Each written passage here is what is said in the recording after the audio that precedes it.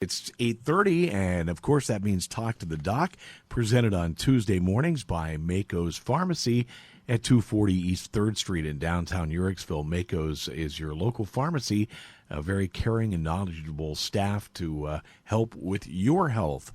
And we say good morning to Dr. Tim Mcknight. How are you, sir? Good morning. I'm doing great. Thank you. Glad to hear that as we are making progress through this pandemic. We're flattening the curve, and that's what we have been talking about so much here over the past month, which is due to people listening to the social distancing, washing of the hands, and all of that stuff. Yeah, I think it's coming right on in time for us. You know, when the weather turns nice, it stops raining, we're going to be thinking about spring and summertime activities, and to be quarantined during a really nice time of the year would be rough. So I'm hoping that we'll just ease right into spring, and we'll get back to our normal routines. And with that being said, in your work and at the hospital, things have been a little different here over the past month because there have been a lot of procedures and things like that have not happened because of the isolation. That's absolutely true. And people have had to put off some of their elective procedures, as you mentioned, because we were restricted from doing them. But things like colonoscopies and routine visits to the office for well exams and those kind of things, I guess the governor is allowing that to happen now. Or will be allowing that. So we'll get back to more normal at the hospital. But we'll still have, we're still asking patients when they come in, we're taking their temperature. Mm-hmm. Most patients are wearing a mask when they come through. And when they come in for the elective procedures, we will supply a mask for them if they don't have one. And one thing that I think your listeners need to be aware of is if you say you were scheduled for a colonoscopy or something else elective and 6 weeks ago and it was postponed, the CMS, Center for Medicare and Medicaid Services, is requiring a physical within 30 days of the procedure. So you may have had a physical 6 weeks ago prior to a colonoscopy. It'll be required again, so we'll have to kind of start that process over. But that's just one of those little blips that people need to be aware of, is you can't just call and reschedule. You may have to come back in and have an examination first. And I'm guessing that during this time, with a lot of these procedures canceled, it made for a different atmosphere inside the hospital. I'm just guessing that. It's been really strange, yes. Some of our specialists, their volumes have been down. The primary care providers also have had a significant reduction in patients coming in. But the last week or two, we're seeing people become a little bit more brave, willing to step out and come in for visits that 2 or 3 weeks ago they just weren't coming for. But I think people were a little bit frightened possibly of, I don't want to go to the hospital because I'm going to pick something up. But that probably is couldn't be further from the truth, because it's one of the safer places that you would go. It really is. I think that all stems from what they were watching on TV and the reports and some of the video tapes that they were seeing of hospitals in New York and New Orleans and some of these real hotbeds. And they assumed that this was happening everywhere. And all of us in this part of Ohio, the providers were kind of looking around at each other like, we're not seeing that, And I think maybe words got out that we're just not seeing that like they are. And as you talk to friends and you interact with people in the community, you realize a lot of people have been tested, but not too many people are positive. Right. And so I think it's taken people a while to, at least in this area, to kind of be reassured that maybe it's not going to be that bad. And then, as you mentioned, we flattened the curve. There was this anticipation that was going to peak and get really bad here. We really haven't seen that. So which is a good thing. It is a good thing. We'll take that. I think people are getting more comfortable with the fact that it's not going to be the pandemic locally that we thought it was. Right. But what I find interesting is I see more and more people at the store now wearing masks. Which I believe is now required, if I'm not mistaken. I wasn't sure if that was a requirement or not. I thought, I think maybe that's that good. was optional. But, I think people are definitely starting to take it more seriously. Mm-hmm. But as you mentioned, we're seeing the curve flatten, and I think we're coming through on the other end of this now. One of the things that I've been seeing a lot about here over the past month or so is called telemedicine, where I guess you can, whether you video or you just do something via Right. the phone with your doctor for an appointment. Is that something that you guys have all Yes. used more often? And Yes. that's got to be different for you. That is different. In some ways, it's been a blessing because we've learned to use technology. But these virtual visits with our computers, there's an application for our healthcare system where we can actually make a phone call, and on a laptop we can look at the patient, see their image, they can see us, Wow. we can interact. So we can, if they have a rash or they want to show us that their shoulder isn't working right, we can kind of do an assessment physically. We can, if they can check their blood pressure and heart rate, we can record that in the chart. But these for us are really nice visits because we can see each other. I can get a look at someone's face and see if they're really understanding or if they're feeling anxious. Right. Good point. So that's really helpful. And the nice thing for us is we can code those as regular office visits. Now, a telephone call is different. A telephone call, we can't see the patient.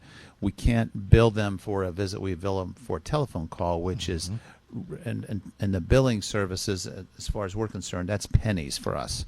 The reimbursement is very, very low.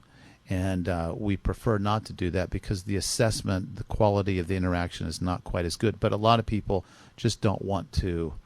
They don't want to try to, challenge themselves with technology they haven't used. Is this something that you think has happened across the country in the past 5 or 6 weeks, that possibly some people were scheduled for a doctor visit to if they're taking a specific medication, maintenance type drug, that they maybe have let that slide possibly? I mean, I hope that's not the case, but I'm just guessing that a lot of people were treated in these past several weeks. And that's got to be a problem. Yes, I have seen that with some of my own patients. They've let things slide. They've let their prescriptions run out. And they're short. And I had a conversation with somebody yesterday that she was just waiting for a chance to talk to me. And, I think sometimes it confuses people. They're not sure how to proceed with this. But what I think is really interesting is I think these virtual visits, now that providers everywhere are starting to do them because we kind of have to maintain contact, is I think this will be something that we'll do more often. And this may become more of a norm than what it's ever been before. Well, I figured somehow, some way throughout this, there would be different things that would have happened that would possibly become the norm. And one of those may be the telemedicine visits with your doctor. But I'm thinking about, in Ohio here, in January, you could have a blizzard and you could be locked in your house for a couple of weeks. This way, you possibly couldn't miss that doctor's appointment. Right. Yeah. Those have really been, I've really enjoyed those, being able to see patients in their home. Sure. I learn a little bit more about them. Sure. And I think they like, we're all feeling disconnected from each other. And just to reconnect with people that is an emotional lift. Social distancing has certainly been something that has been interesting for all of us, I think. This is the buzzword, isn't it? We're going to talk about this for a long time. That will definitely be one of the words of the year once we get down to the end of 2020. Fascinating, but a good thing that we are starting to open things back up again. Some of these procedures are important, and I think this is going to help everybody to get back to somewhat of a normal routine, especially with our health care. Right, and I just want to reassure your listeners that the hospital is a safe place, that when we do these procedures, we will be safe, and we'll make sure that the patients are safe and protected. And we do have an infection. Every hospital has an infectious control committee, and we have one at our hospital too. So this isn't anything new for us as far as looking at how safe are we being with our, to prevent infections in the hospital. And these committees meet monthly. We look at the data and statistics, and we pick out areas where maybe there was an issue that we can improve upon. So we're just continuing what we've always done, but we're taking a little bit more precautionary measures now. And like you say, we're very fortunate here in our state to have not have had the explosion like, say, New York City or New Orleans or some of these other places that you've just heard horror stories.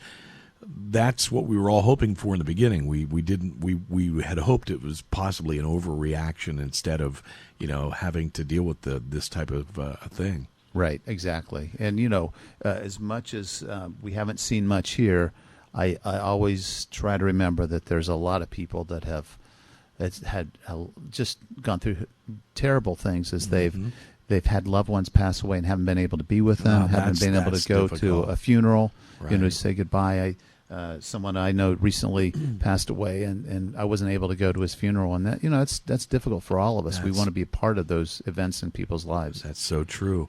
The other side of it is our sponsor, of course, for this program is Mako's Pharmacy. Our pharmacies have still been doing amazing work, and they are still there to do what they do, answer your questions, help you.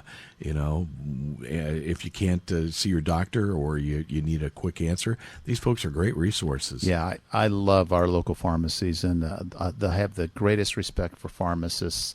And we've mentioned before the importance of, at least my opinion, the importance of supplementation. And you keep hearing through the coronavirus, you hear about vitamin C, vitamin D, zinc, vitamin A. So all of these are things to consider to kind of boost our immunity, and I really feel it's important. Good advice. We appreciate it, and hopefully this week will look a little more normal to you as opposed to the past several weeks. Well, it's slowly getting back that way, and I expect in a couple more weeks we'll be back into most of the routines that we're used to. Dr. Tim Mcknight joins us on Tuesday mornings. He, of course, is on staff at Trinity Hospital, Twin City, doing great work in our community, and we appreciate his knowledge for all of our listeners every Tuesday morning. Be safe, and we'll talk again next Tuesday. I'll be here. Thank you, Steve. And another reminder is, of course, if you missed something on our shows here on Tuesday morning, we also post these on our website. You can listen to past episodes. You can do that anytime at your convenience at WBTClive.com. And again, our segment being presented by Mako's Pharmacy at 240 East 3rd Street in downtown Uricksville. They are caring and knowledgeable in helping you stay focused on your health. Mako's Market and Pharmacy.